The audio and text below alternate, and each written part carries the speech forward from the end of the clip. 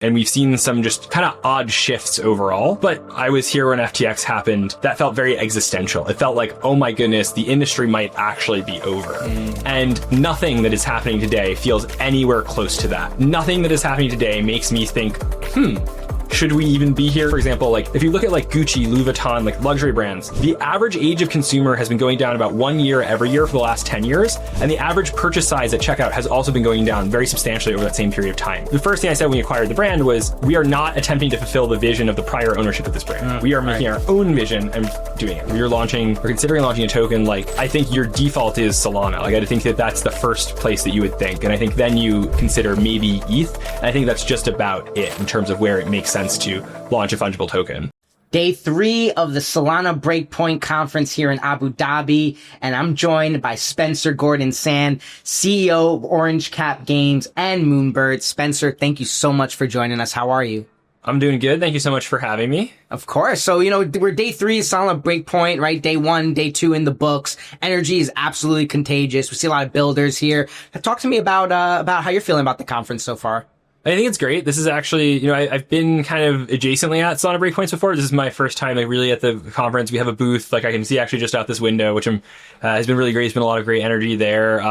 Just good to kind of connect with people all in one place, talking.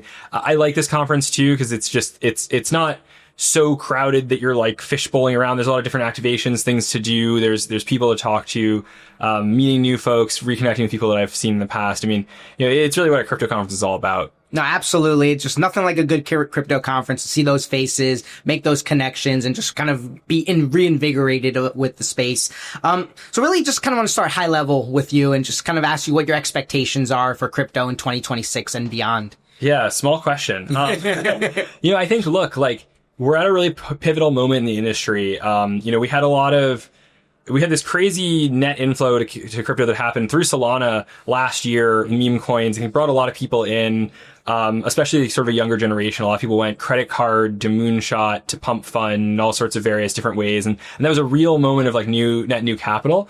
I think recently we've seen sort of a really shocking I think we're still looking at what happened on the liquidation cascade of 1010 and 1011.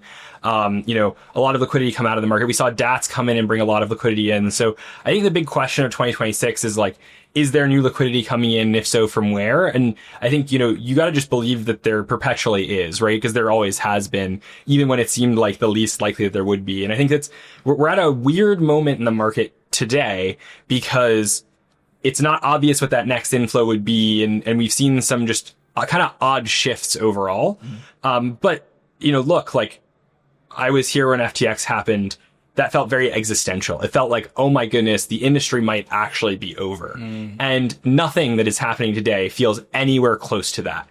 Nothing that is happening today makes me think, should we even be here? Is this still happening? I mean, the rate of really meaningful institutional governmental adoption that's happened in crypto over the last year is insane. It's things that we dreamed about, wished for in 2017.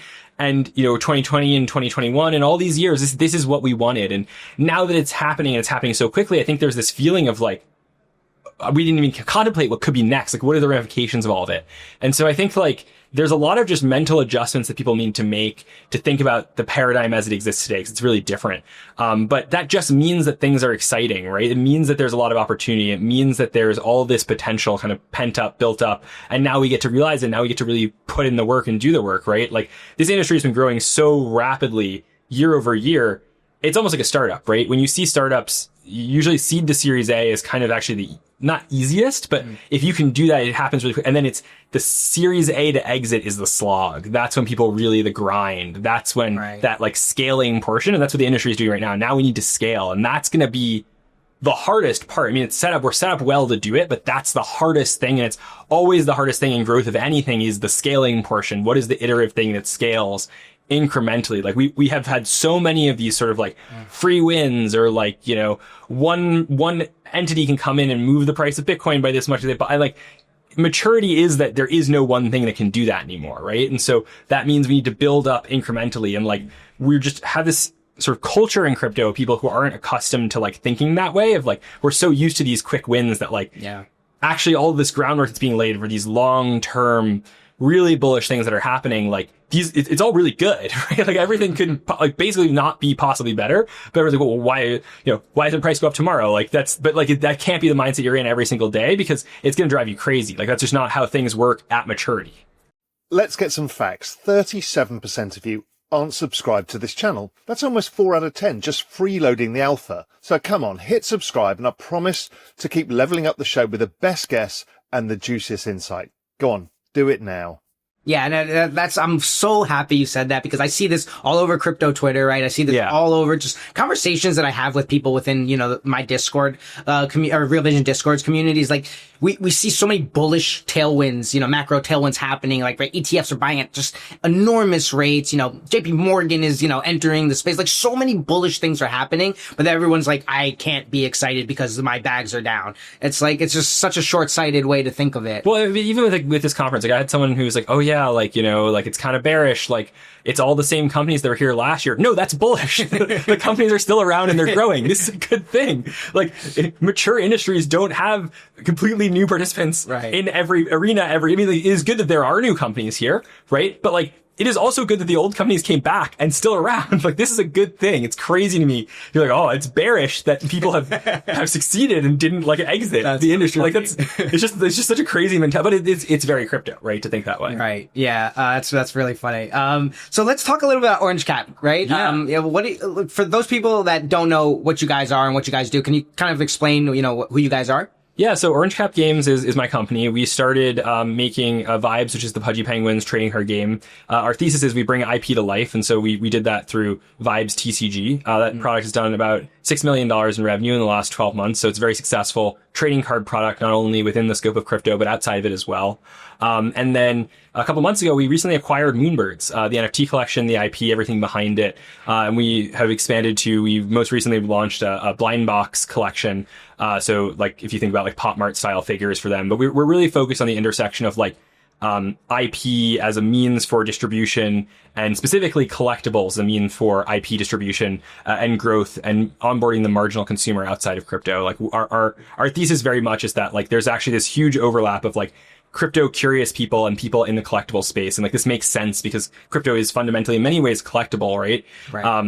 And so we aim to, I think, have achieved creating the best physical collectibles, the premier physical collectibles within the crypto space. And like really are very focused on how do we get those outside of the crypto space. It's like, it's such a cultural thing too, right? The trading cards, collectibles from like Beanie Babies, right? People understand this, and from Web 2, Beanie Babies, right? Pokemon trading cards, like they're just crazy, right? People like really, and I think that's why NFTs had such a big like stickiness with people, right?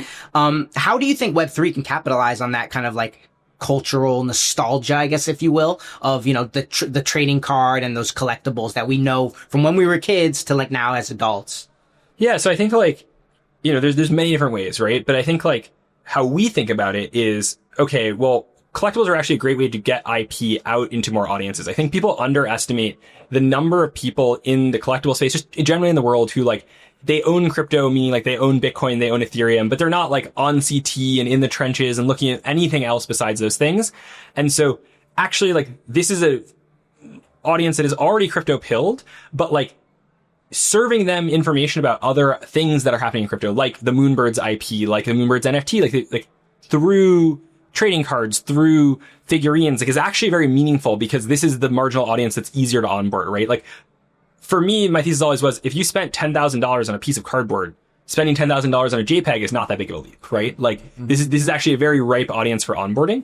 And it also goes the other way around too. Like there's a lot more, because it's so ripe for onboarding, a lot of them have already been onboarded, right? So a lot of people in the crypto space are from the collectible space or are collectors themselves. I mean, it feels like every day I meet another person in crypto who has like $100,000 Pokemon collection. Like it really, like there's a lot of people like this. And so, I think it kind of goes both ways, but one of the things that is really interesting to see in the growth of collectibles is like, we're so focused on like, oh, crypto is the major thing. Collectibles is growing like crazy, right? And so I think like when we think about what other industries do we want to kind of work alongside or attach ourselves to, like a high growth industry makes a lot of sense, like Pokemon cards are having the craziest year kind of ever. Magic the Gathering cards are having the craziest year kind of ever. Pop Mart with Labubu is having the craziest year kind of, I mean, this is not like one company doing well. This is a trend, right? And if you look, for example, like almost all the high growth companies coming out of China are collectibles companies. Like Sequoia Asia basically only invests in collectibles companies, right? Like this is a really weird thing that we don't think as much about in the West. It's just starting to come here,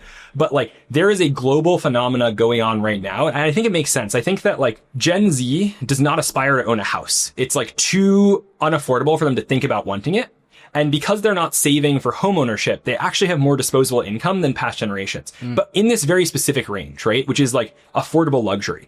Gen Z tends to spend like in the $60 to $140 range, like pretty, like a lot more than you would think prior generations would. And I think you see this, for example, like if you look at like Gucci, Louis Vuitton, like the like luxury brands, the average age of consumer has been going down about 1 year every year for the last 10 years. And the average purchase size at checkout has also been going down very substantially over that same period of time. And so I think like this is why Labubu did so well. It's like, it's this like $60 collectible, $80 collectible. Like this is exactly in this price range, right?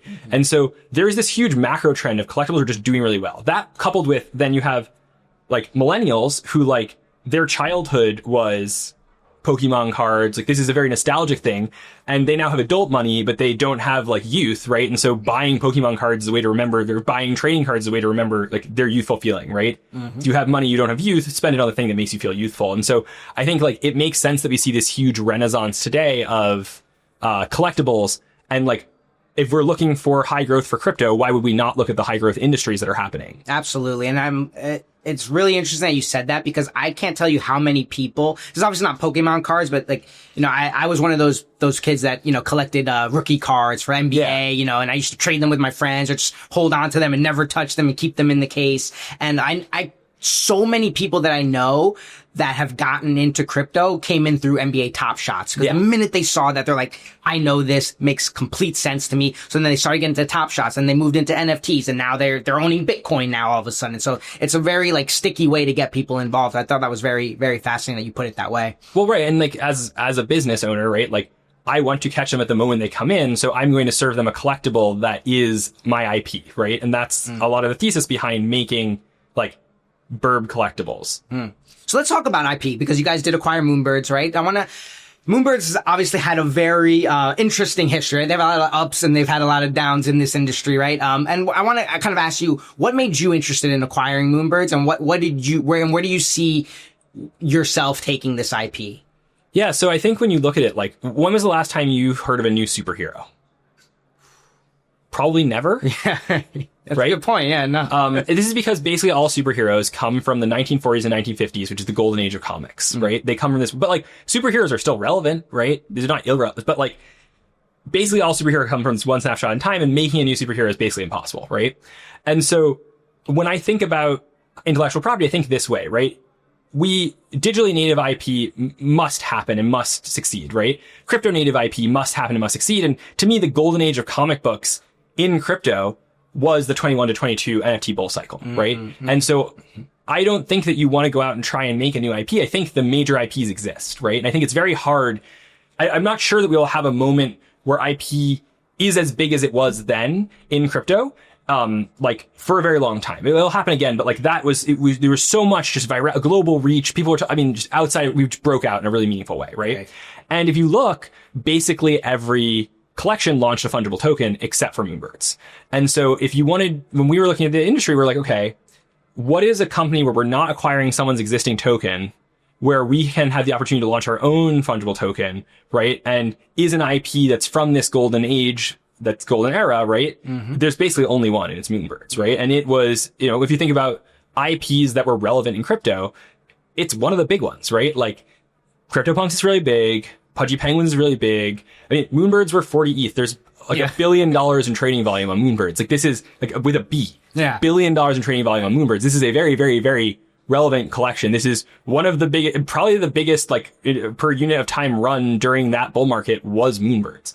And so the amount of just cultural cachet that they have, and like you said, like you're dancing around, they have a very storied history, right? But like, I think this is very mimetic about them. I think this is funny. Like, I don't think this is like a bad thing. I think you might look at the IP and be like, this IP is negatively impacted because, but no, like it gives us a fresh slate to kind of do whatever we want. Like the first thing I said when we acquired the brand was like, we are not attempting to fulfill the vision of the prior ownership of this brand. We are making our own vision and doing it, right? And so that is what Moonbirds is to us. And you saw, and I love that you said, because you saw that resonate with people the minute that acquisition was announced, right? You saw the volume of Moonbirds and people that may have left the Moonbirds ecosystem. I know a couple of people personally that sold their Moonbirds and left. I hate this place. And then all of a sudden that acquisition was announced and they got right back in. So I thought that's a very fascinating way that you put it. Well, yeah, I mean, also, like, people like hated rallies, right? Like, to put it really simply, like, it's actually so ridiculous that Moonbirds could win after what happened to them that, like, it happening is, like, kind of funny. Yeah, that adds to the mimetic culture of it, right? Yeah, and, absolutely.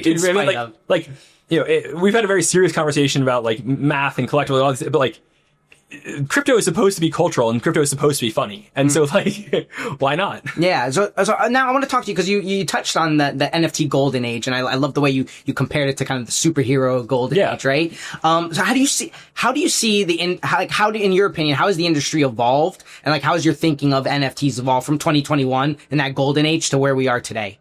Yeah. I mean, look, like, call a spade a spade. Like, NFTs, I think, were they to have come back in a really major way this cycle, I think their comeback would have been really significant, right? Because so many people didn't want them to come back. But reality is volumes are down, prices are down. Like, NFTs are really struggling right now. And I don't think it's worth glossing over saying anything other than the truth, which is that, right? And so, you know, but this is why when I talk about Moonbirds, it's not just an NFT project. Like, Moonbirds is fundamentally an IP. IP, however it expresses itself within crypto, is a valuable thing. Like, if you look at where the forefront of, so like, in crypto, right? We had this period of time from 2017, 2022, where like the marginal tech innovation was really substantial, right? Tech just improved substantially. And I think this cycle, we've really seen that plateau. I don't think that we see incredible tech innovation this cycle, but that's actually maturity. This happens in all technology growth cycles, right? And so if the marginal tech doesn't matter, what does matter is marginal distribution. And if you look globally, how does distribution work? Distribution works around IP, right? So Moonbirds as an IP, regardless of how like the NFT like exists, like will sustain. Now, that means we have to look, where is the puck going? And I think this is why we've announced at Token 2049 that we're doing a fungible token on Solana for Moonbirds, right? The Burb token. And so, you know, why do that is like, okay, like just because NFTs may not be having a strong moment right now does not mean that like this project and this IP is over. No, we just need to port it over to the format that works better for the industry today, right? Right. And so, you know, that is the resilience of IP as sort of this meta layer ahead of any of the like tokens that exist under it is like, you know, it exists like external to the venue in which it's conveyed, basically. So you just mentioned Burb token. Why and Moonbirds is, you know, known as an ETH project. Why did you decide to launch Burb on Solana and not on ETH? Yeah, I mean, I was for a very long time in ETH maxi. I think ETH is kind of in a really interesting spot right now. You know, it's definitely underperformed this cycle relative to other coins. I think call a spade again. Right. That was definitely part of the thinking there. But, you know, when we speak with the folks at Solana Foundation and Solana ecosystem overall, you know, I just really like the energy here. I think that there's a lot of kind of concerted thinking around growth, around real companies with real revenue. I think it's the venue to stand out. And I think it just makes the most sense. Like in 2025, if you're, or 2026, like if you're launching or considering launching a token, like, I think your default is Solana. Like, I think that that's the first place that you would think. And I think then you consider maybe ETH. And I think that's just about it in terms of where it makes sense to launch a fungible token. Yeah. So talk to me a little bit about kind of where do you think this is going to be? I guess, where do you think this space and kind of the NFT space is going to be like 3 to 5 years from now? Cause like we went through like the metaverse craze, right? We went through so many like different, you know, narratives within it. What do you think is one that's going to necessarily like stick with people? And kind of also maybe be attractive to people that aren't already in this space? No idea. I think, so like, generally, like, I think that like, the number one goal in crypto is to survive. Like the biggest thing that happened to NFTs was when royalties went away, basically all of the companies and NFTs business models just stopped working, right? Because that was how they made money. And you see a lot of them kind of limping along, and it's like, okay, your company, you're spending money, you're not making money, like that just can't last forever, right? So for us, this is why we're so revenue focused, because when we came in, like there were no royalties when we acquired Moonbirds, right? So when we came in after acquiring Moonbirds, like we went and said, okay, we need to build a revenue generating business around IP and like build a real company here, right? Because we never had that promise. And so, you know, I think that like to me, it almost doesn't matter what the next major thematic shift in crypto is. I just believe that there will be one. And I believe that we're going to win in it because we have resources, we have positioning, we have experience. Like everyone else entering will start from zero. I think a good example of this was 12-fold. Like when ordinals were launching and becoming a big thing, like Yuga Labs launched 12-fold. Now, ordinals have not succeeded in the way I think a lot of people thought they would. And so we don't talk about 12-fold very much anymore. But had they done the thing that it looked like they were going to do, like Yuga Labs, the parent company to Bored Apes, was really well positioned to launch a collection in that space. What is one thing you want people to take away from this conversation and just kind of about this industry in general? I think that I am paying a lot more attention to revenue generating companies now than I have historically, because I think that the magic thing in crypto where you can just run a company on vibes only and not make money is more or less over. And I think we're seeing a lot of companies really suffer from not reaching that realization soon enough. And so, like, turns out making a company, you need to make some money. Right. Crazy concept. Yeah, nuts, right? And so, like, the people who seem to understand, I mean, even the DATs have this issue, right? Like the DATs, they don't make money. Being a public company costs money. It's just math, right? Like it's not that complicated. Adapt or die. No, like it's just like, so anytime that people are really focused on revenue or ways to bring more people into crypto, that is what, especially revenue that brings more people into crypto. That's what's exciting.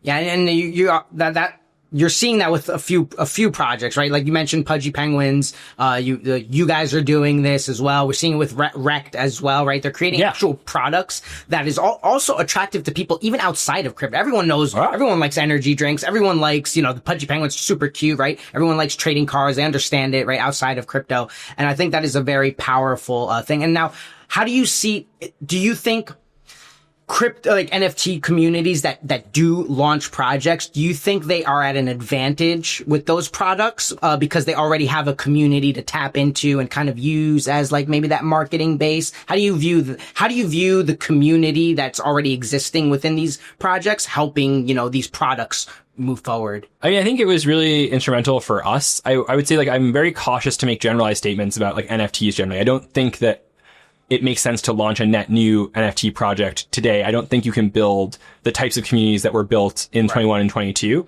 Moonbirds is an incredible community and we're very thankful for all the support they've given us throughout, et cetera. But I think like anytime that you look to your community for support, you need to think about it in a way where how does their support get me the next thing, right? Like for us, when we did our RWA sale for the blind boxes for Moonbirds, like the next thing we did the next day was call our Web 2 distributors and leverage the success of that sale to go get product placement for the coming year, right? And like that's how you have to be thinking, because like they are a great beachhead market, they're a great beginning market, but like community alone can only scale so much. Like you need to scale the community doesn't need to scale you. Well said. Well, Spencer, it's been an absolute pleasure having you. Definitely looking forward to following the Moonbird story and Orange Cap story. So thanks again for joining us. Thank you so much for having me. Of course. So you obviously like this video enough that you've got to the end. That's quite a big task. But listen, do me a favor, hit the like and subscribe button and also check out what video's next because I think you'll love it. But if you want even more, and when I'm talking more, I'm talking about member generated ideas, incredible alpha, research, everything there to help you in your journey, just head to realvision.com/join for the best financial intelligence out there and the pure alpha that's within the platform.